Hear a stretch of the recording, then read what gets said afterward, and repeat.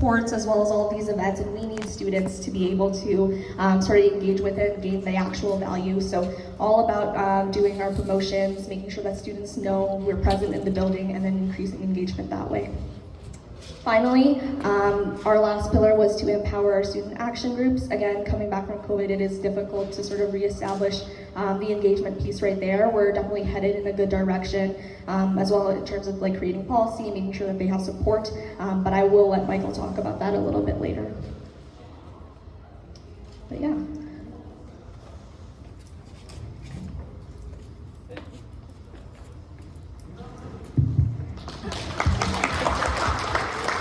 Thank you, Ben. We'll now move into executive reports. I'll call upon the executive team to present their respective slides. Thank you. Hi, me again. So yeah, it's been a great year for the CSA so far.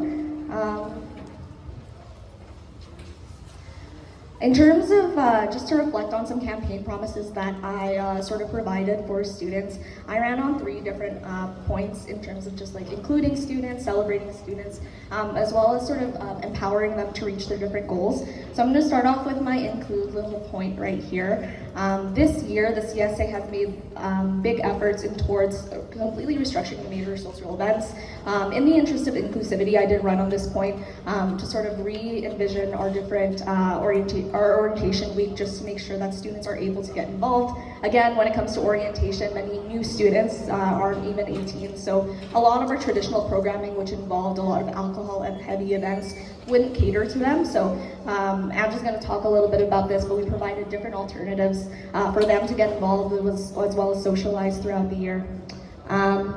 In terms of including, again, pushing forward that EDI aspect, we introduced a Networking 101 session this year to help students who are either new prepare for the different professional development opportunities, whether it is a networking banquet, interviews, things like that. We hosted this session, our Vice President of Professional Development, as well as our EDI officer, Olivia. We held this session to talk about different dress codes, etiquette, and then networking techniques. Another big decision that we made this year was to increase the Commerce Carol capacity, which led to a 100% sellout rate of 3,500 people. Again, this is to include the different students. Last year, the sellout time was 3 hours, so there were definitely more students in the building who were wanting to go to this initiative, and we wanted to make sure that they were catered to. Another initiative was the CSA Coffee Chat. So this is a new channel allowing students to have a direct line to the CSA executive team. A big goal of mine was to make sure that we were approaching, able to talk to throughout the year. And this initiative, I know a couple of us had upwards of 9 coffee chats throughout the year. So it was definitely utilized as a different resource. And then finally, why the reason we're all here. So a big strategic point that our team wanted to do this year was increase transparency within the student body and talk about our different initiatives. So again, we're all here for the town hall to talk about the different things that have been implemented as well as the changes that have been made. So in terms of the second point of empower, Melanie will talk about this later, but again, the academics portfolio was not established, so big goal of mine was to reestablish the current academics portfolio, and that was achieved through various tutoring directories, a student resource guide, the restructure of the internal case competition structure. Another initiative is the Biz Thrift Shop, where we provide to aim to increase more accessibility to business professional clothing. Again, as students, we're all juggling a lot, and there shouldn't be a barrier towards professional development opportunities at the end of the day.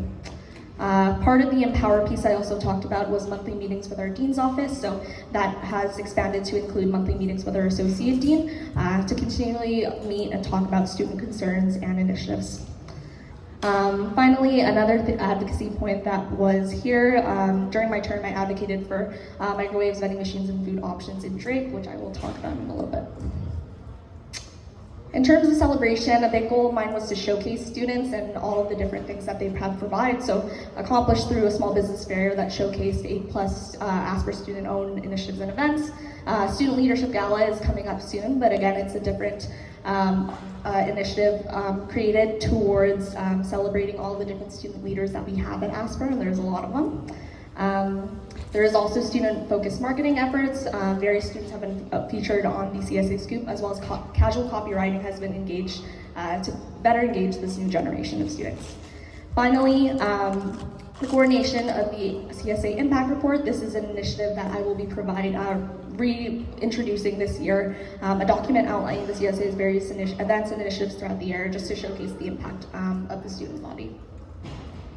In terms of performance by the numbers this year, we did have quite a successful year. So this year, the Executive Council had introduced, or the CSA General Council had introduced 20 plus new events and initiatives, which was higher than last year, as well as 9,000 tickets issued for events, which caused a 28% increase in engagement. Oh, sorry, I have one more slide. And then in terms of key highlights on my end for the presidency role, a big part of it is advocating for students as well as their needs. So food services has been a big one for me. I am the direct sort of point of contact for Aramark as well as the different vending machines on campus. If you guys ever have any sort of suggestions or things that you want to see, feel free to email me at president@aspercsa.com. But a big thing that I sort of advocated for towards that was sort of lowering the costs of some of the different food prices here. That was successful. We got the pizza back down to its original cost, which was great. But yeah, if you have any suggestions, always open towards hearing that. And then yes, I worked with our associate dean to update the list of Asper Excused events. If you haven't heard of this, if you are involved in a specific like big stag event or anything that requires like experiential learning, student involvement, things like that, you're eligible to be excused from your class as well as like not have any penalties towards that. If you're interested in learning more about that, I can talk a little bit about that more. As well as in terms of advocacy, I currently sit as the Western Board representative for the Canadian Association of Business Schools. Again, it's the big association that represents different CSAs across Canada, which is sort of good. So again, it's governing them as well as making sure that they're providing support and resources to those BSAs. In terms of external board representation, I also sit on 3 different boards on the associates and the young associate sides, as well as some on the faculty. Key advocacy points have been there in terms of like engagement, making sure that students are connecting with alumni and things like that. Another key advocacy win this year was our role in helping to win the rank voting vote. Thank you to everyone who submitted, but our advocacy representative Avery advocated hard for implementing this initiative in terms of making sure that UMSU had rank voting in their next coming election. In terms of operations, again, the strategic planning process was updated. We used a new system called Miro, as well as provided the whole day in terms of just like reflecting on the different initiatives that the CSA want to do, as well as revamping the old CSA operations guide, which is used internally by our CSA members, as well as our committee members. Another big initiative implemented was the CSA Archives and Membership Directory. So our executive assistant, Christabel, has been hard at work at that this year, grabbing all of the contact information of previous teams so that new teams are able to contact them throughout the year. Finally, in terms of CSA constitution changes, I won't talk a little bit more about this just because I know internal is going to, but basically we have added a new role in the council specifically for STAGs, as well as a new representative position, as well as some different operational things to be changed. But yeah, that's it for me. I will now pass it off to Michael to talk about some internal initiatives.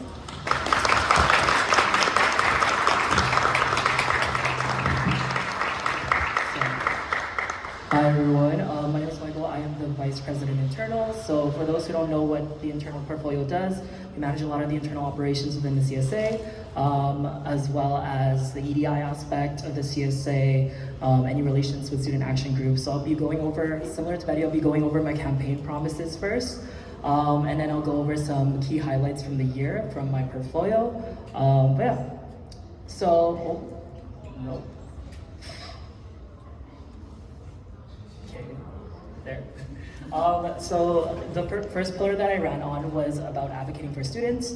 A huge part of the internal role that doesn't really get noticed is that you also sit on multiple boards as well as committees. You have a direct line with the dean, and I really wanted to utilize that to advocate for student concerns.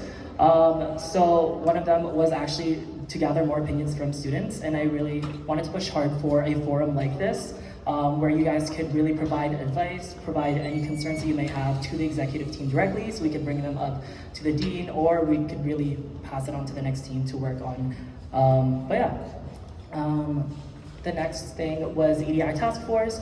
So the task force hasn't been meeting regularly this year, so to combat that, the EDI officer has started regular meetings with the head of the task force until that task force reconvenes, just so that we have a direct line to bring up any EDI concerns you or any students may have.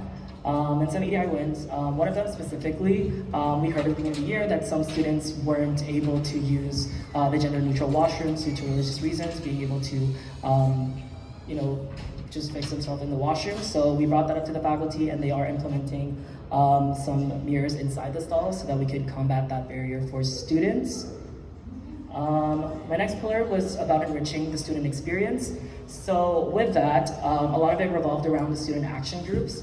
So at the beginning, or first point there is just holding initial strategy meetings with the student action groups. So that's just the initial meetings at the beginning of the year, so I could better really understand what their goals are for the year and how the CSA could better support them. Some other things, the SAG startup came back for a second year. Though with smaller numbers of people, we really wanted to shift it towards a leadership conference, so I added various aspects, including a student leader panel, just so that students can learn from past people who've been in their position. We also created the operations guide for student action groups to create a centralized document for them to gather any information that they may have, as well as share any resources in regards to event planning, things like that.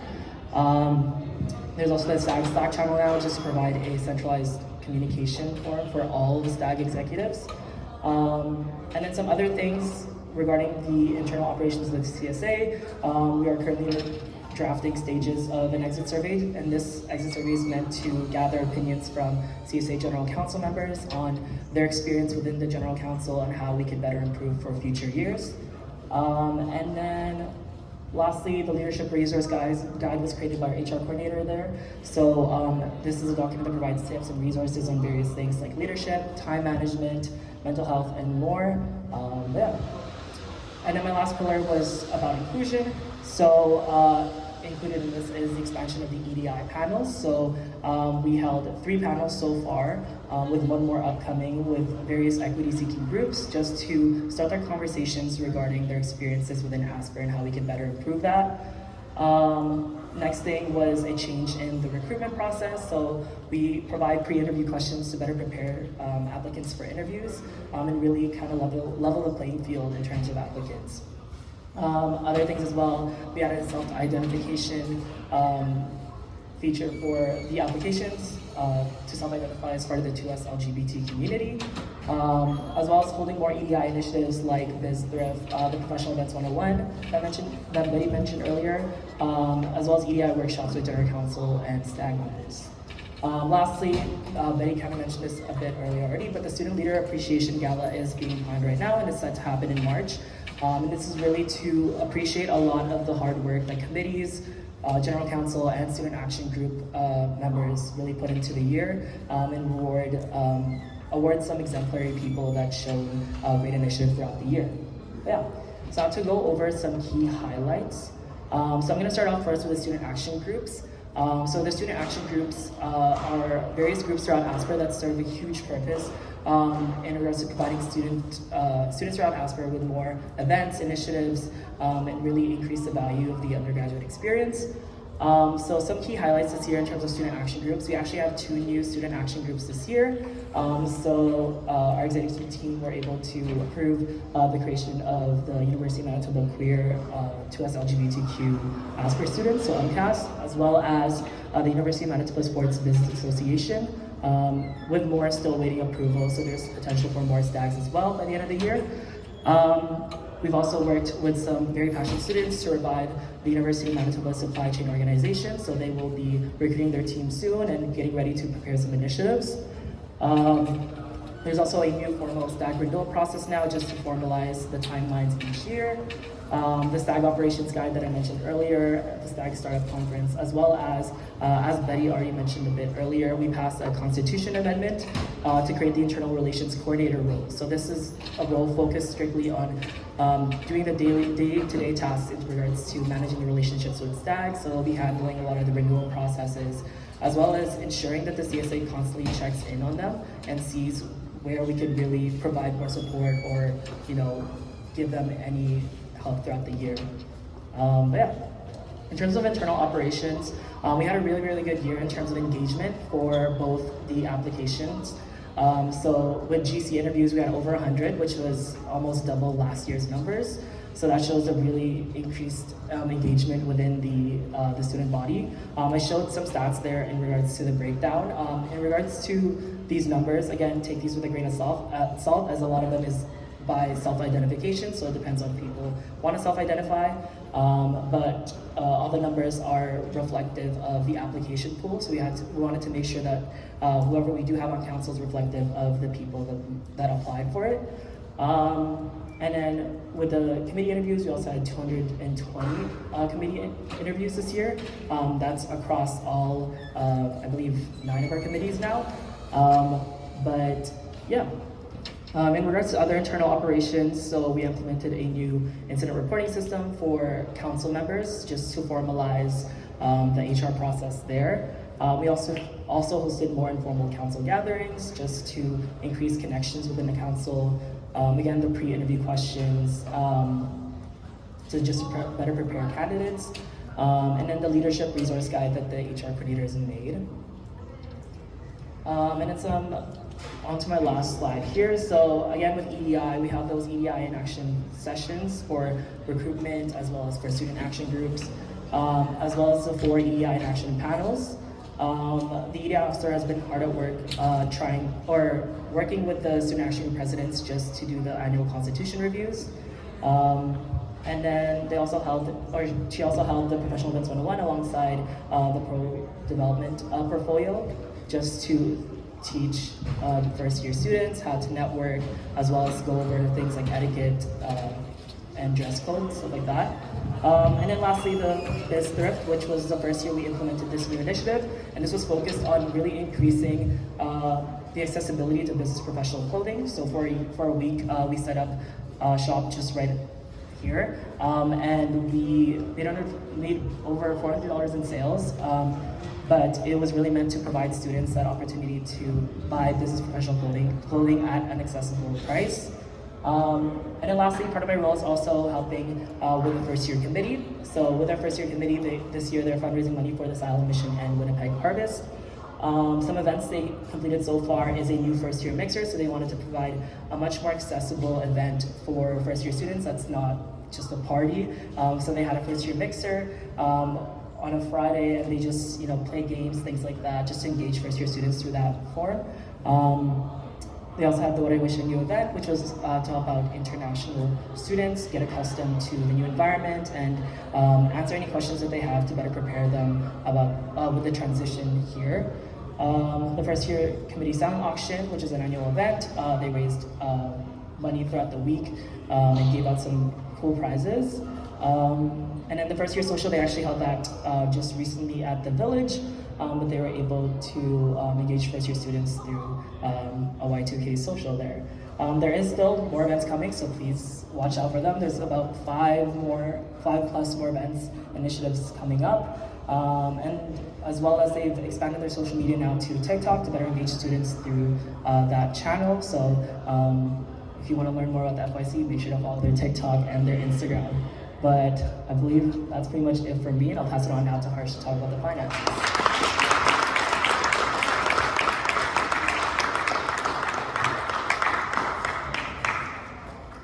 Good evening, everyone. My name is Harsh. Thank you so much for coming in. I just want to talk to you a little bit about my role itself. So I'm the Vice President of Finance.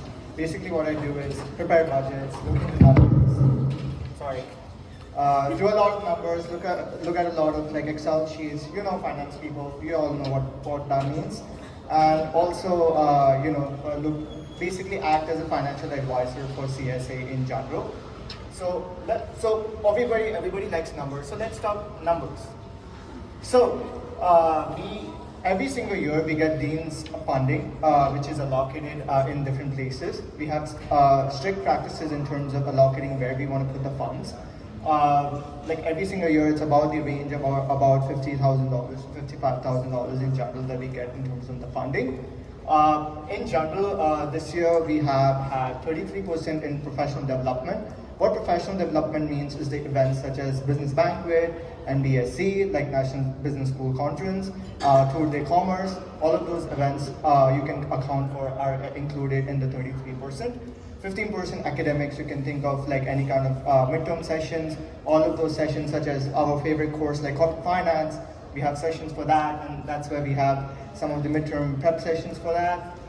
Student life is basically TCW, which is the Commerce Week, as well as Student Appreciation Week, which was done in the first week of winter. You might have received some boba and all of those gifts. I hope you did. If not, then do it next year, I guess.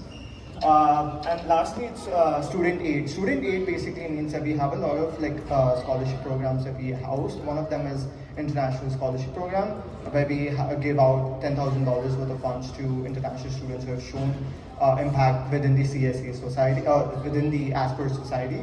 So that's where the funds are allocated. Talking about just the revenue breakdown of CSA, so about 40% of the revenue that comes from ticket sales. About 46% comes from corporate sponsorship. We have a lot of corporate sponsors, as Betty mentioned in her deliberations. Merchandise sale is about 3%, and about 11% was the Dean's funding.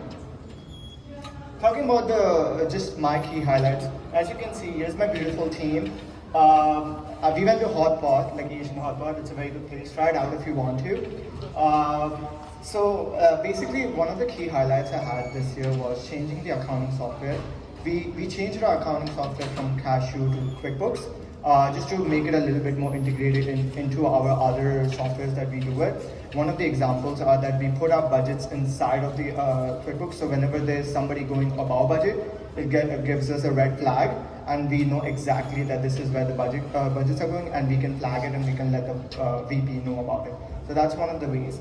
The second one is enforcement of strict financial controls, both externally and internally.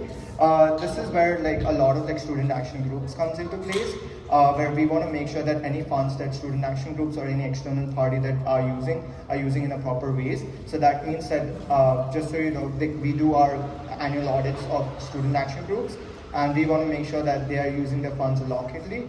So we do more extensive audits, more sample sizing, reducing the materiality for the audit people over here. So doing all of that to ensure that funds are used in a proper way. And lastly, optimize resource allocation for each event's budgets without compromising the impacts of the events. One of the key things I wanted to make sure is that less can be more. So less funds can bring you more and more things for the events, and that's where a lot of things happened this year. So a lot of the things had budget controls. Every single events, I sat through every single events, like every single events VP, and talked to them about what kind of things they want to do. And on the basis of that, I budgeted for it. Usually it was lower than what they expected, but you know, it's usually what we think the budgets are going, and in a very efficient and effective way, in a very strict controlling way. I'll pass it on to Betty for the corporate relations report.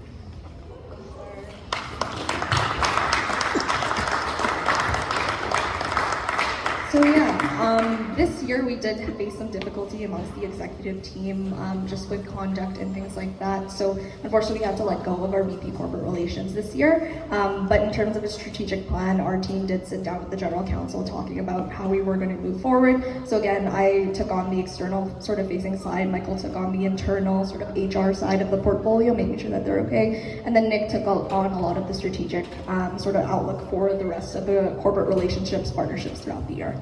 But moving on in terms of a performance with the CR team, was pretty good this year. So we had 58 corporate partners contributing to CPP events this year, as well as 13 new partners. That is 7 plus partners than it was last year, which is very good in terms of just like sponsorship. Over $180,000 were collected in monetary sponsorship for different CSA events, initiatives, as well as different STAG events and initiatives throughout the year. So again, this is all thanks to our wonderful corporate relations teams, and thank you to all of our MCRs as well as our MCO. In terms of in-kind partners that we had throughout the year, this has been done sort of throughout like TCW and SAW when we give things away. So in terms of in-kind partners that we have now for the year, we have 20 in-kind partners that we reached out to, as well as 300 plus corporate representatives have interacted with students at different STAG events, CSA networking events, things like that. But yeah, that's in terms of the performance by numbers, and it's been a really good year. Oh, sorry, we skipped one. In terms of key highlights throughout the year, we selected our honorary president very early on throughout the year, and that's Rennie Zagolski. He is a principal at Capital Commercial Real Estate Services, and he's sort of the external facing role for the CSA in terms of corporate partnerships and things like that. He's really helped us in terms of getting new partners involved as well, and his company has also decided to get involved with different CSA initiatives, which has been great. We also welcomed 80 corporate representatives to Corporate Partners Appreciation Night, which is basically a night where we bring all the corporate partners together, a night of networking, sort of thanking them for their contributions towards the student body each year.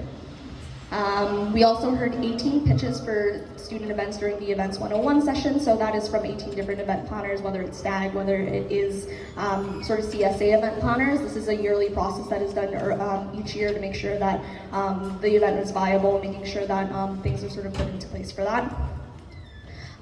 In terms of sort of providing support towards our student action groups and the CSA committees, ACR training night was executed this summer just to help them talk about how to pitch to companies, as well as looking at different outreach logistics and things like that, sort of different techniques to make sure that those groups are successful throughout the year in terms of getting in-kind sponsors.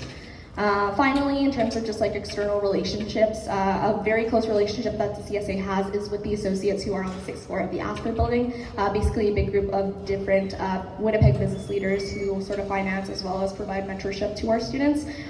We've been leveraging the associates as well as the young associate speaker bureau throughout the year, and have passed it along to different student action groups to get different speakers for their events, because again, they have the request form on their website, and this is all free, so if you ever need a business professional in different sort of areas of expertise, you can actually make a request on their website towards getting a speaker for your different sessions. So that's it for CR.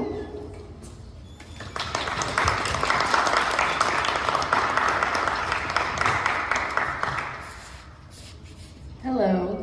I will just start with a bit of a disclaimer that I'm very nervous, so please forgive me if I stutter or whatever. I'll start with a bit of a background on what I do. So I oversee all of our marketing channels, media and communications. I manage a portfolio of 9, and I also take on some of our larger marketing projects.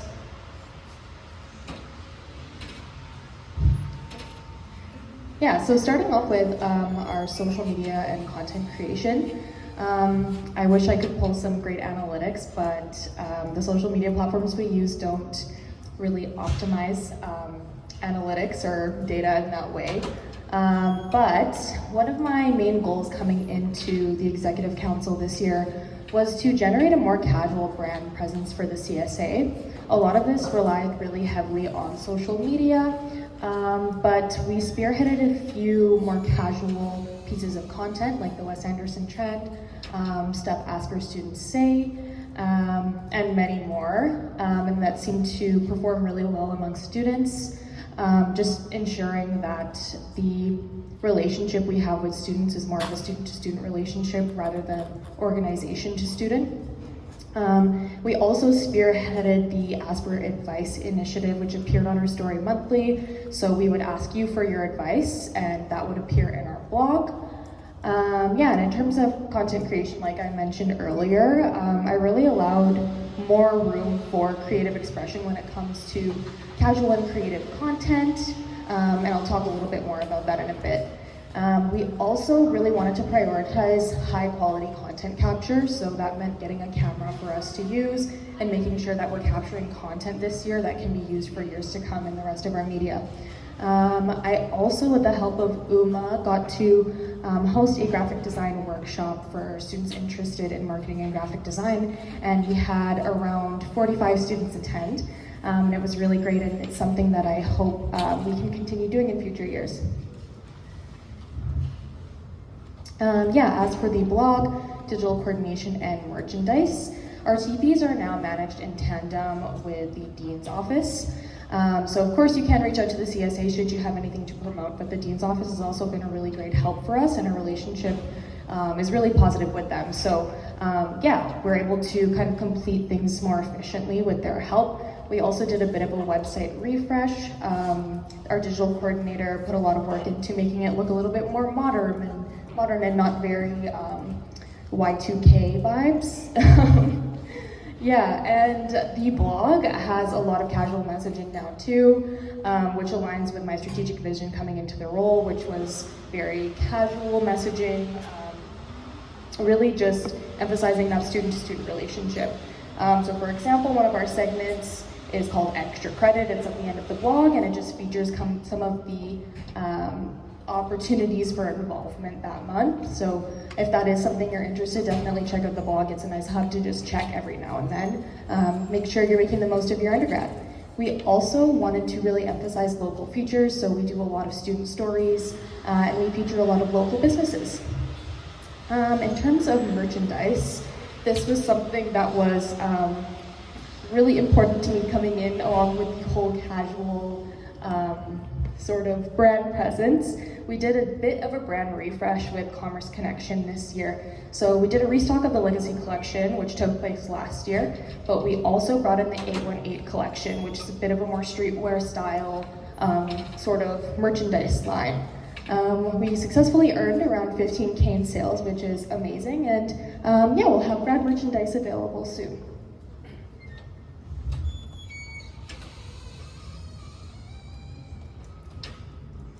Okay, so earlier I mentioned this casual brand presence on our social medias.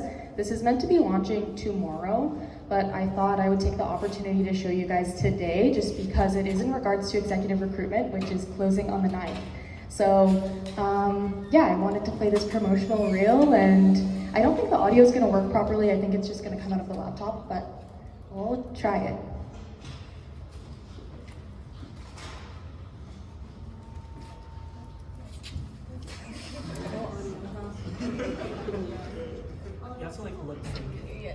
So it is the Brooklyn Nine-Nine theme song. I will not be singing that.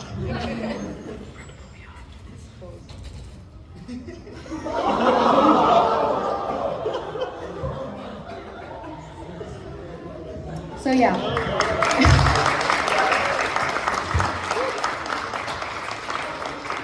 big thank you to Kayla and Joaquin for helping out on that one. And please apply if you're interested. The deadline is coming in soon. I'll pass it on to Nick now.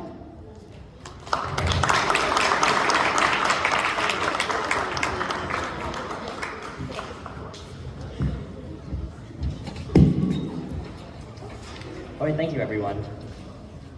So I'm the Vice President of Professional Development for, This is very sensitive, I'm sorry. Okay, I'm the Vice President of Professional Development for the 2023-2024 year. In this position, I am responsible for the large conferences, banquets, and professional networking events offered by the Commerce Association. In this capacity, I oversee the 2 business banquet co-chairs and their committee of 6, the 2 National Business School Conference co-chairs and their committee of 8, and the 2 external event coordinators. In addition, this year I've also led the Professional Events 101, and since October, I've taken over the Corporate Relations Strategy meetings. Beginning with Business Banquet, on November the 2nd, we hosted the 57th Annual Business Banquet in the York Ballroom of the RBC Convention Center. The event sold out all student tickets in under 4 days during our October promotion week. Total attendance was just over 400 people. Our theme this year was possibilities, and our keynote speaker was Liz Choi, the CEO of the Education Canada Group. She spoke of her background as an immigrant student from South Korea and the differences and difficulties that she faced in the business world. We had 31 total partners this year with 7 emerging partners, including 34 total tables. Speeches were from the Business Banquet 57 and 56 co-chairs, the Asper School of Business Dean Dr. Bruno Silvestri, the Honorary President Mr. Rennie Zagalski, the CSA President, our premier sponsor, CPA Manitoba's President and CEO Guy de Tucker, the Vice Chair of the Associates who presented the Student Enterprise Award, and myself to close the event. This event had very strong positive feedback from students and representatives, and we collected this via word of mouth, but also through professional feedback forms, which went out the week after the event. The event was possible thanks to the committee, the subcommittees, and the volunteers.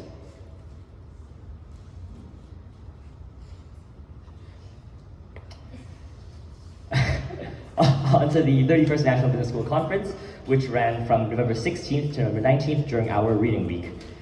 We had 17 partner schools with 130 people in attendance. The event was possible because of the many pieces that came together from the committee, the volunteers subcommittee, and many students that helped out in this time.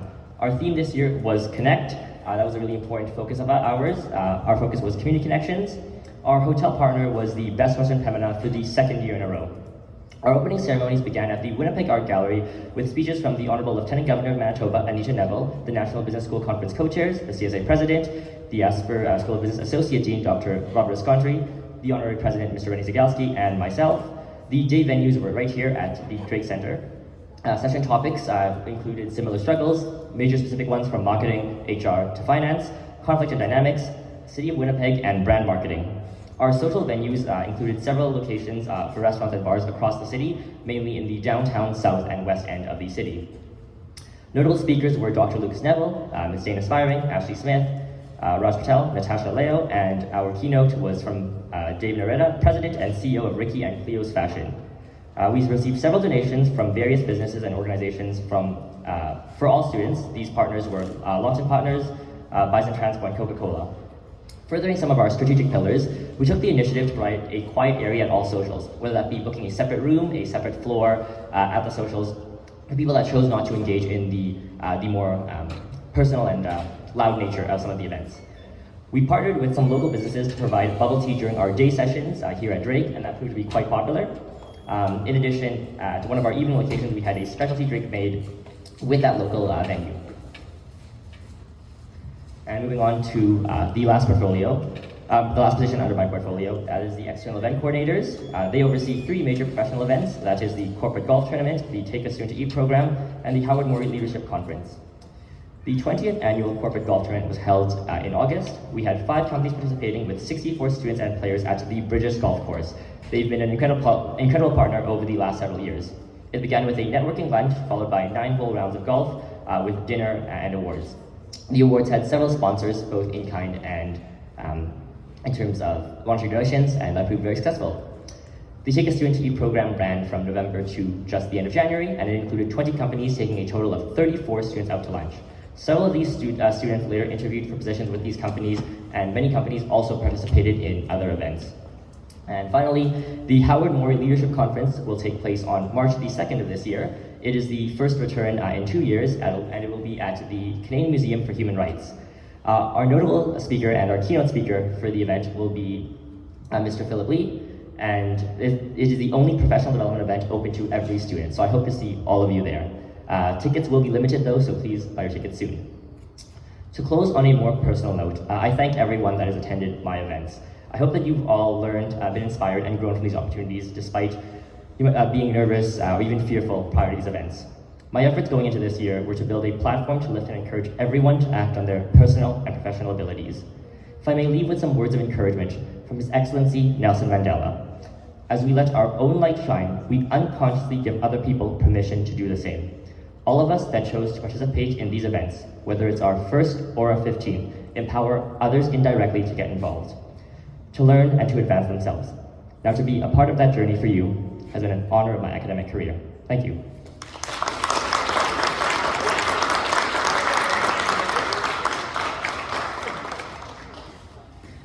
Well, Nick was a bit of a hard act to follow. I really like the quote. So in my report here, I'm going to focus on what was different about the events that I put on this year as part of the academics portfolio. Of course, the whole portfolio as it exists now is new to this year. So I was really excited to be able to take on some, oh, that is very sensitive. Okay, can I get back? There we go. Sorry about that. But I was super excited to take on this challenge and create some new events for this year. So first I want to focus on some of the changes we've made to case competitions as the CSA holds them. So we created a new committee of 3 individuals, including 1 director of graphic design and 2 directors of logistics in order to support and facilitate a lot of the changes we were making over this year.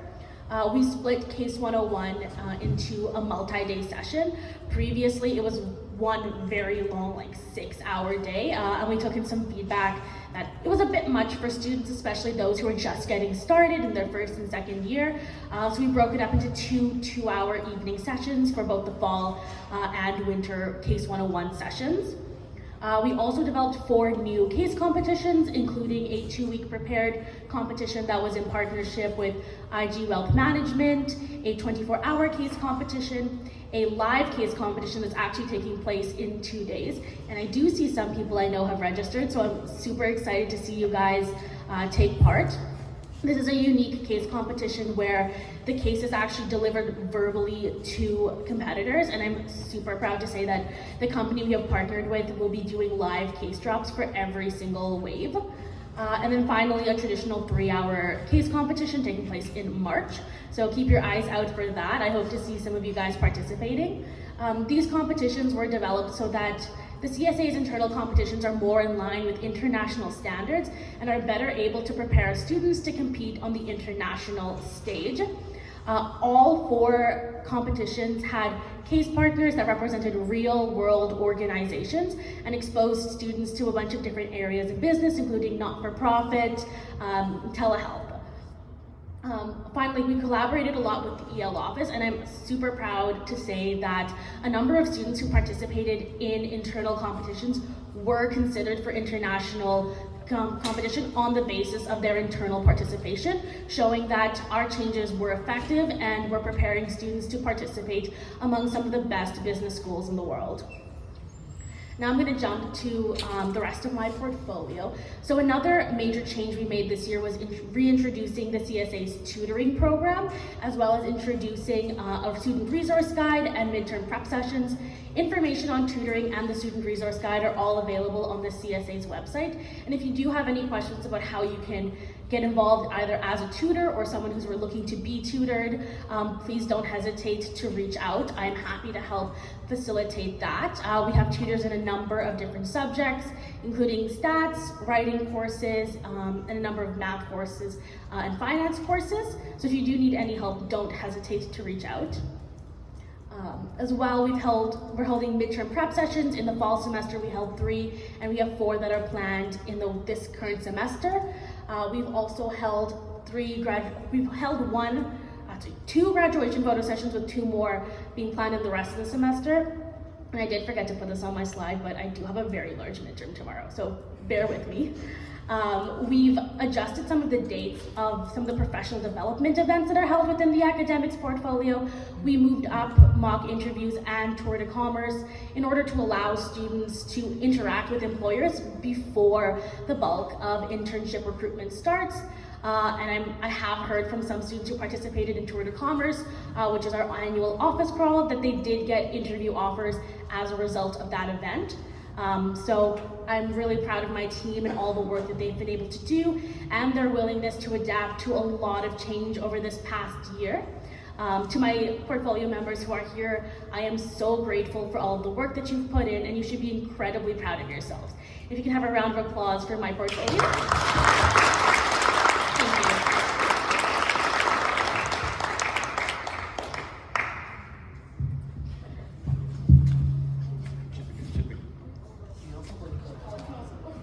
Oh, thanks. Hi everyone, my name is Tarun, and as previously mentioned, I'm the VP Community within CSA. So my role comprises of looking over the volunteer hours, the international engagement, and Shanarama and the 5 days campaign. So to get started, is it very sensitive? Okay. There it is. All right, to get started with volunteer hours, so I'm proud to announce that the GC has volunteered over 375 hours. That's 15 whole days of working in the community and making a difference in the community itself. So since most of the people who are sitting over here are belonging to General Council, I'm going to take a chance to have a round of applause for all of you and say great job.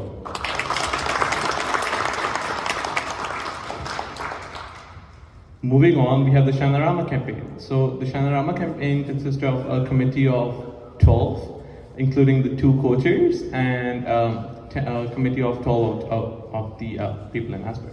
And this year we have raised over $15,600 throughout our 2023 campaign. So a huge round of applause for the committee as well.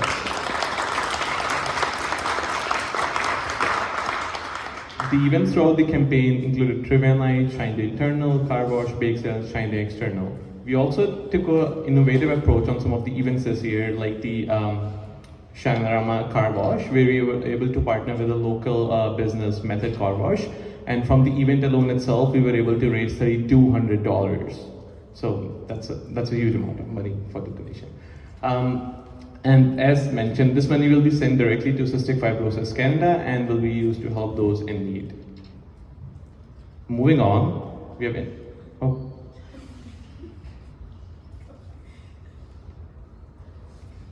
right. The next one we have is international engagement. So we have 2 international engagement coordinators within CSA. And this year we were also able to hire a subcommittee for the international engagement itself to raise more awareness about the engagement initiatives that we have within Asper. And this year, so far, we have hosted an international students welcome day with attendance over 70 students, more than ever. Other than that, we are also able to host international students hangout, including one with Halloween theme, to better engage international students with some of the festival that we celebrate here. Other than that, we are also hosting our Culture Day, which is tomorrow. So be sure to check it out in Fishbowl, the area that you're sitting in right now. There will be different foods and activities to celebrate. Last but not the least, the 5 days campaign. As most of you know, the campaign has just started with the donation goal of more than $15,000 for the year. And we are planning to execute a bunch of events for all of you to participate in, including Trivia Night, which is on Thursday. So I expect for most of you to buy your tickets, and bake sale, and followed by other events that we'll be doing in 5 days week. And money will be sent to RAY, which is Resource Assistant for Youth, an organization helping youth facing homelessness. And yeah, that's about it. Thanks, guys.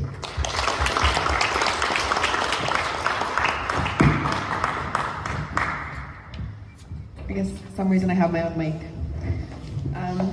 Yeah.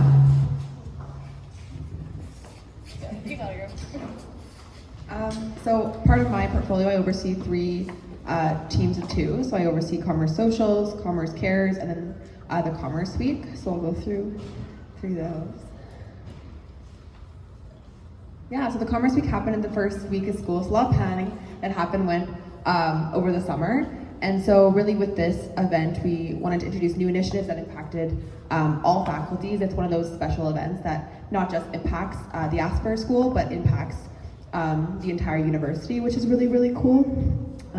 So the event consisted of stag booth days for 2 days, highlighting the student action groups, as well as new initiatives that were coming, like BB had a booth, first year committee, recruitment had a booth initially, and then we also had our welcome day that we partnered with the Dean's office, so that just sort of welcomed students in with, we were really lucky with our in-kind sponsorships in order to give out goodie bags towards those new students and welcome them to school. And then really with that initiative, we really wanted to transform programming. I know sometimes in the past, TCW has been very focused on the alcohol portion of things, with beverage gardens being 3 days.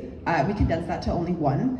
Really wanted to have a focus of providing alternatives to students, especially gearing towards those first years that maybe aren't 18 yet and can't participate. So my team worked very, very hard, and we introduced a food truck fair on a Thursday, which impacted all students. And so we had 4 food trucks, and then a boba stand, just providing students, have an opportunity. There's a bunch of variety, which was really cool. So I'm really proud of my team for doing that. As well as we had pop and water available at beverage gardens at Commerce and the Quad to really get away from that. If someone wanted to have an alternative choice, we had that available towards them. And And then finally, yeah, we engaged over 500 first-year students and 800 returning students throughout the week. But yeah, I think that's it for Commerce Week. Yeah, so Commerce Socials. We posted 4 socials over the course of the year. So in partnership with the Commerce Week, we have Commerce on the Quad, which is sort of the conclusion to the Commerce Week, as well as Shocker, which is our partnership with Canadians, and then Commerce Carol, which I'll touch on, and then we have 4 social coming up, which I'll also touch on. But over the course of the school year, with those 4 socials, we've had over 6,500 tickets sold with 100% sellout rate year to date. So that's really exciting to see that the engagement is still there. And then as well as we've increased safety for all events and stakeholder relations. So we work really, really closely with stakeholders such as, the university security, as well as we hire external security and making sure we, double fencing around the quad, but as well as looking at, LGCA and working with them to make sure that we're following their guidelines to ensure that we have safe events. I love Red Frogs. I will do that because they really ensure you get your water in you, which is one of our importance. And they act as like sober companions so that everyone remains safe during the events. And then, yeah, we brought back Commerce Carol to RBC, which is really one of my goals this year, to sort of, it hadn't been there since 2019, and so my team worked really, really hard to make sure that we could make it happen. And so, although some kinks happened, we felt it was really successful, and I saw everyone having fun, so I'm happy about that one. And then finally, for Commerce Classic, we have a new social with affordable pricing. So right now it's $15 for early bird, $20 for regular. So it's a little bit more on the cheaper side. So allow students that maybe don't have an opportunity to go to the other socials a chance to attend this one. So it's coming up, so buy your tickets. Yeah. But it's gonna be fun. It's at Tijuana Yacht Club on February 17th. It's like low themed, so. And if you buy your ticket, you get entered to win 2 Steve Aoki tickets.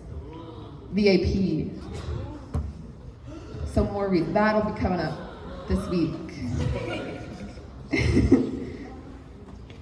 And then, one more. Okay, one more. You're switching it? No. Okay, thank you. Yeah, so Commerce Cares, it's a new name branding. So originally it was special events last year. This year, we wanted to gear more about caring for students and caring for students' well-being. So they renamed it Commerce Cares. And so their initiatives vary throughout the year and can always be up to change. But this year we had our mentorship team that came together, and we had 38 student mentors, and that number is wrong, it's 36 mentees. So almost even. And so we had a variety of events for them, including just like one mingling day, and then we also went to partner with ALC to have a gym blast event, which is sort of just like playing games. And there's one more coming up. As well as we had our annual Commerce Cares Coffee House, which over 60 attendees. So this is, we partner with the IQs, our degrees, and the University Center, and so we have coffee and tea available, as well as this year we introduced a mental health panel that's sort of focused on mental health issues and how they can be addressed with mental health professionals, sort of touching on those topics, as well as it was followed by some student performances. So we had various, from people playing guitar, singing, or poems and stories, which was really, I think it was a really well-planned event, so I was happy with that one. And then they introduced Wellness Wednesdays in collaboration with the ELC, so it's partnering to engage students that maybe don't know that you have free access to their like yoga or Zumba, different activities that you can actually attend. And there's a certain app you can book, but you can go yoga, so people that show proof of attending these events, they're entered to win a prize at the end of the year. And then finally, we hosted Student Appreciation Week. So that was just in this past January, at the beginning of the week. And we gave away over 400 items to students from our in-kind sponsorships, as well as just different items like coffee and muffins and pizza and brownies. So that was really great. And then as well, we hosted a small business fair that showcased some student-owned businesses. So hopefully you got to check out some cool ones. Yeah, I think that's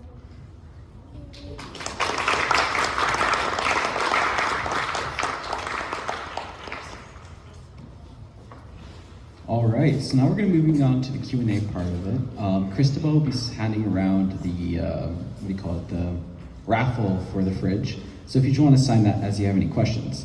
So how can you submit questions? Well, there's the hashtag TH2024 there, that's slido.com. You go into there, submit that, or enter in that code and submit your question.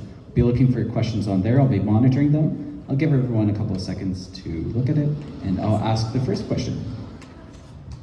So, I got to pull out my phone for this one.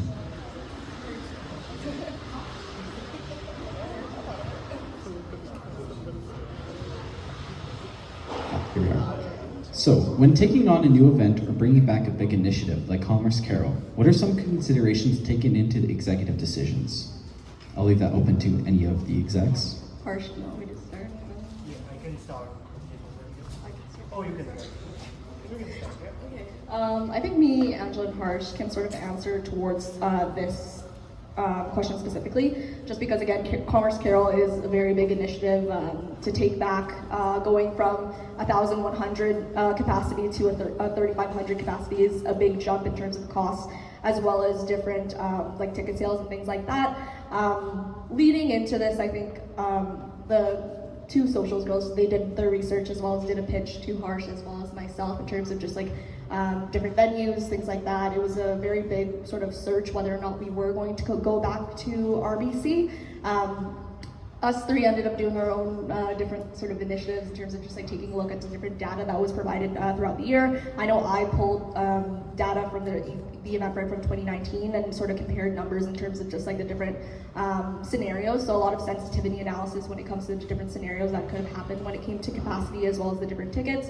And we found that again, despite the rising costs, we were able to sort of make like a profit towards being able to provide it to the rest of our initiatives, because again, if the social wasn't profitable, we weren't going to do it. So a lot of analysis as well as sort of polling amongst our different portfolios whether or not they would be interested in coming, things like that.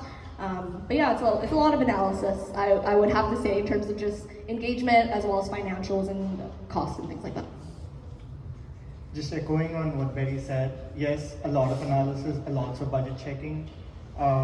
Definitely a lot of analysis about cash flow to understand if we have the cash flow to support that particular event.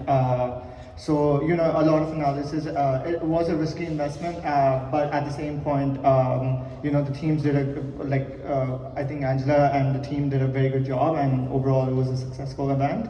But it takes a lot of investments, it takes a lot of risk to do all of these events. I'm happy this year we can pull it off.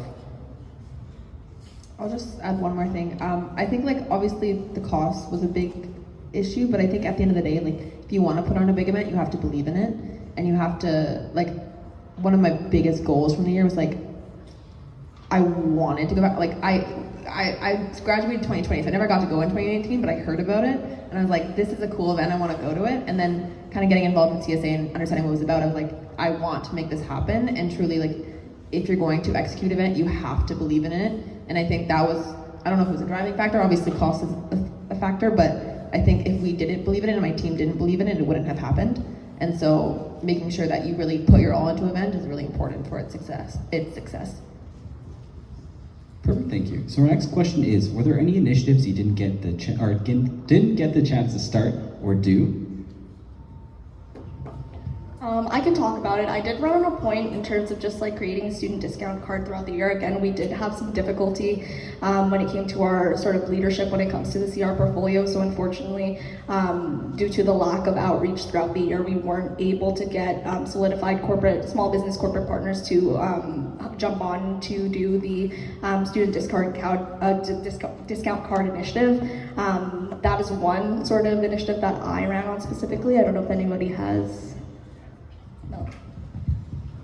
One that I wanted to do and was like looking into doing was a cross-faculty case competition. There's a couple that do occur at the undergraduate level, namely EngCom with the engineering faculty, and then the Goodman Gold Challenge, which is with natural sciences, I believe.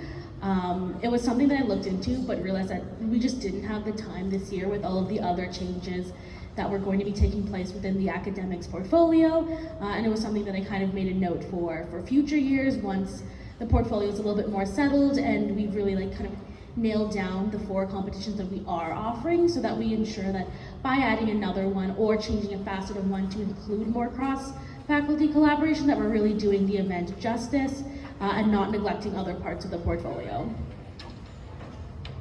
Perfect, thank you. So the next question is: what aspects are you most proud of within your portfolio? I'll leave that open to anyone who wants to talk about it. Do we want to go down one, or do we want to?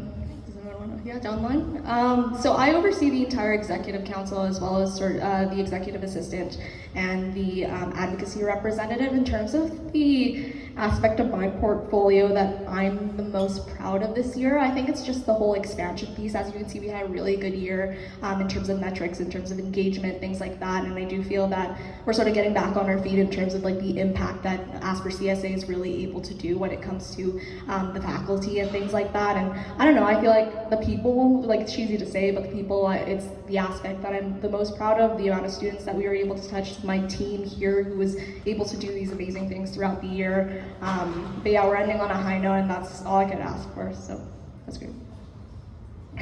Yeah, I think it's like aspect of the portfolio. So the aspect that I'm most proud of, honestly, is the work done in regards to EDI. Obviously, we still have a lot more to do. We still have the rest of the year, as well as a lot more in future years to do. But I think we set a really good foundation for future years. And now with the introduction of groups like the Queer Asper Students Group, that's going to help multiply a lot of the efforts even more, as well as really work with more communities on making this a more inclusive environment. But yeah. In terms of the aspect that I'm really proud of for my portfolio is that the fact that I mentioned that we changed an accounting software. So changing an accounting software for the people who are in accounting is a big thing, and integrating to a new software was something that I believe my portfolio really helped out, and I'm really proud of that because they were able to figure out stuff that that I believe that I would not be able to figure out on my own. So that was something that I'm personally really proud of. And other than that, a lot of restrictions on budgets and making sure that budgets are going in a proper place, as well as numbers are recorded in a proper way, takes a lot of time, takes a lot of efforts. And I believe that all of that stuff was really done properly, and I think I'm proud of my team for that. I think with my team, our strategic vision, all 10 of us, was really aligned, and it made the impact really cohesive. I think we all went into it with the same intentions and saw that there was a gap when it came to the CSA appearing very corporate as opposed to like a student group that provides resources. So yeah, I think my team really just understood the assignment. Right. If I have to say just more generally, I'll begin with my work with the Managers of Corporate Relations, but I'm very proud of the adaptation. I came into the role obviously very humbled and kind of happy through the year, but I'm very proud of how the Managers of Corporate Relations have adapted to these differences. They've been quite transparent to me and very honest and open, and I appreciate that. With my own portfolio, I think it's the ambition that they always want to leave no stone unturned. Whether it be with Business Banquet trying to see a theme that could resonate with every individual student and the speaker, NVSC of trying to bring some formality in some of our day events, or even my external event coordinators who, honestly, I think have brought to life the Howard Moore Leadership Conference. It's difficult to plan an event that is kind of coming back, but their strength and determination has been very admirable, and I very appreciate everyone's adaptability in that. I think the aspect of my portfolio I'm most proud of is everyone's ability to kind of cope with some of the changes that came inherent with the portfolio. It's a new area, and for almost my entire portfolio, there were aspects that were completely new to this year. So that meant that they didn't have a transition report to look back on and to figure out exactly how to do these things. My coordinators and co-chairs were incredible at thinking on their feet and with coming up with new and innovative solutions so that we could offer some really strong academic resources and opportunities to the Asper student body. I think the aspect that I'm most proud of is that each and every one in my portfolio were able to go up and beyond their capabilities and connect with the cause personally, and especially considering the fact when they saw that some of the events are not working, taking a new approach on those events and making sure that we are taking that creative aspect on that. I would say for my team, it was like the innovation of everything. I would say my portfolio is really special in the sense that there's a lot of change you can do within a year. It doesn't have to follow the normal progression of year after year. And the ability for my portfolio members to really make the events their own was really, really special to see. Perfect, thank you for that.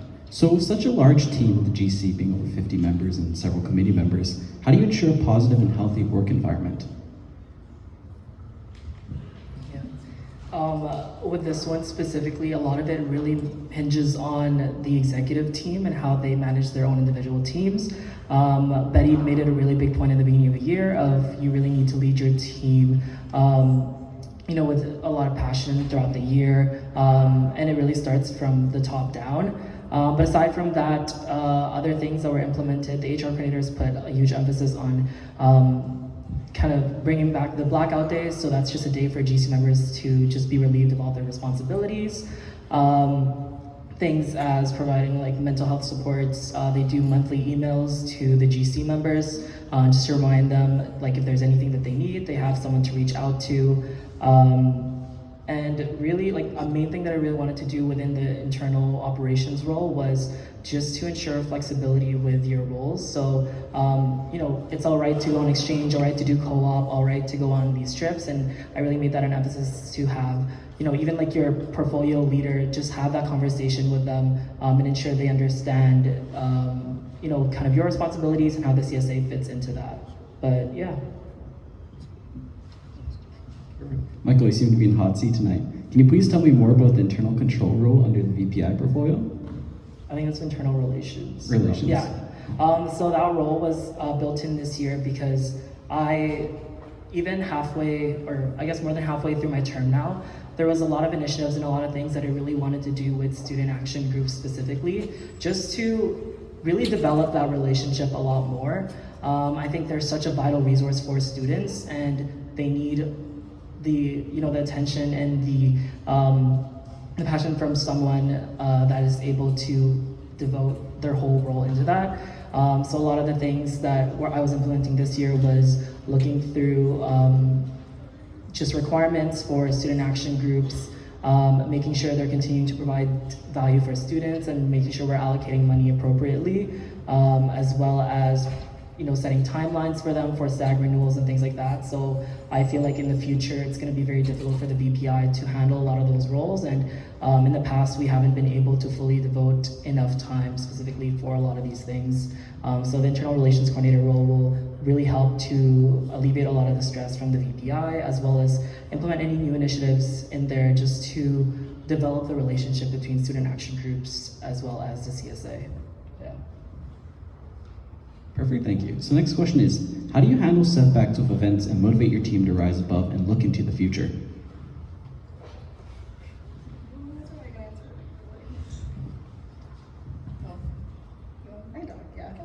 I think it's all a matter of like perspective. I think it's really easy to like internalize like setbacks as your own, but at the end of the day, some things are just out of your control. So it's being able to understand like, okay, why is this happening, and then addressing it accordingly. So it's like, maybe we're not running selling tickets, and then no, it's like, how can we find creative ways to engage students, and yeah, just like working closely, having those regular check-ins to be like, okay, what's sort of the issue that we're facing, and how can we collaboratively come up with solutions and work through them. I feel like that's it. I think if I can briefly add on that, there's many constraints when it comes to events, whether it be budgetary or ticket sales, or even like vision ideas. The easiest way to say that is, I think as leaders, we have to realize we should always try to look around the corner and see down the line. One issue that comes up can be difficult, but we kind of pivot and we adapt to it to make the event successful for everyone. Our goal here is obviously to enhance the student experience, so we find a way to incorporate what we think is best for students here. Working with the team, it's really important just to hear out their concerns, make sure no one ever feels like they can't be heard. I think that's the most difficult and unfortunate part of being in a role, kind of feeling like you're doing work, but you're just spinning your tires, not getting anywhere. And no one deserves that. We put in our efforts, and it's very fortunate and admirable to see everyone contribute. Just to add on to that, I don't think there's anything a setback. It's either a success or a learning lesson.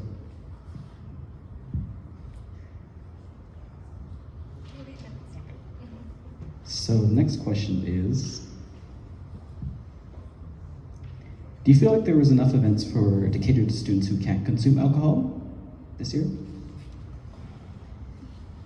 I do think we've made some good strides in terms of our bigger initiatives throughout the year. Something that we do tell our different partners in terms of venues is that we do want to have like alternatives in terms of pop as well as water, just because again, students who come to the social events don't just want to drink sort of alcohol. We're trying to shift more past the focus of the whole drinking culture when it comes to sort of business schools and things like that, and that has been sort of implemented through our all the way from like our big social events like Carol to like NBSC, which is more of an internal conference, but that we do as well.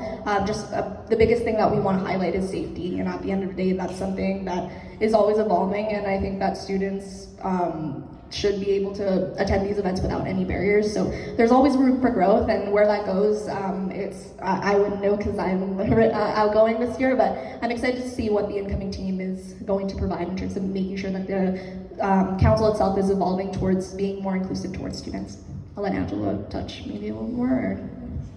I think we did a good job of introducing new events that weren't as alcohol focused. So like looking at like the food truck fair, as well as having pop alternatives that like beverage gardens isn't just about consuming alcohol. It's about, you know, enjoying the quad and having music.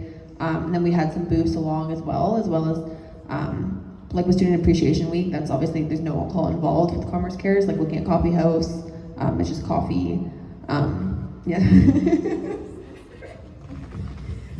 Like SAW is just like giving back to students, and then obviously a lot of these like networking events, like yes, there's wine available, but it's not like you're an expectation to drink, and neither is with the socials. I know there's that sometimes peer pressure to do so, but we have those safety measures like Red Frogs has water and having pop available and water available at these events to ensure that people that maybe don't drink can still have fun with their friends. Yeah, I just wanted to address a question that was asked in the Q&A. I don't believe it got shown, but it was asking a question about whether or not the reason why we switched over to 1 day at Beverage Gardens from the Commerce Week versus 3 was because of pulling of funding from the University of Manitoba Students' Union. That wasn't the reason. Again, at the end of the day, we were wanting to make it more of an inclusive environment for all students. So the decision to cut was to be able to add the food truck fair, but in addition, because of that sort of aspect, we sort of banded together to find some different alternatives. So again, pushed more heavy on the CR aspect of our corporate partners relationships, work towards getting more in kind, things like that, to ensure a very successful event. And when you book a tent and fences, you have to book weekends. So it's like 3 days. So like we just condensed it to 1 day for those reasons that Betty mentioned. But we would have had the tent for 3 otherwise. But obviously we didn't find the need to do Beverage Gardens for more than 3, for more than 1. I also wanted to, I think there was a question regarding the Ask for Black Students Association that was given. So with that one, that is one of the student action groups that is waiting for approval right now. The executive team is just kind of doing their due diligence to get a developed 3-year plan in place. So right now they're actually looking for their successors. So if you know anyone or you yourself want to help put really run the student group into their first year next year, I'd really love for you guys to reach out. Reach out to me afterwards if you would like to, but they are looking for their president soon, and we're just kind of working on them to find their successors and really put in a great 3-year plan for them. But yeah. Perfect. Next question is about ticket costs. So do you feel like there's enough initiatives to ensure reduced costs of tickets for events, and perhaps future things that will be involved to help ticket costs? I'm actually going to pass this along to our incoming president who ran on this point. So I think there were some steps that were taken this year, but as one of my campaign points was the introduction of a free ticket model, I think that there's more to be done.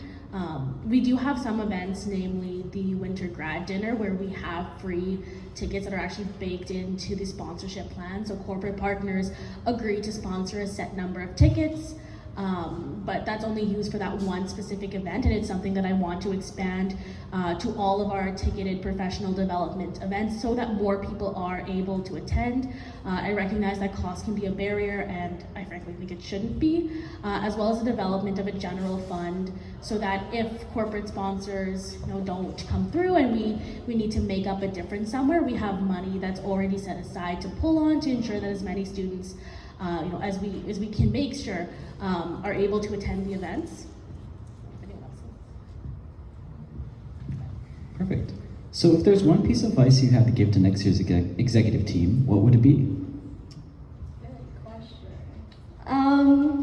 I would say, I think the biggest thing that I learned this year is that don't be afraid to ask. The stakeholders and the dean's office and everyone that we work with are really just here to see all of you succeed, as well as the Asper student body succeed. So in terms of my role, it's just like advocating for the things that you want, advocating for the things that you sort of need within the student body, keeping close in tune like with the discourse that's going on within the student body, and then bringing those concerns to the dean's office is really key.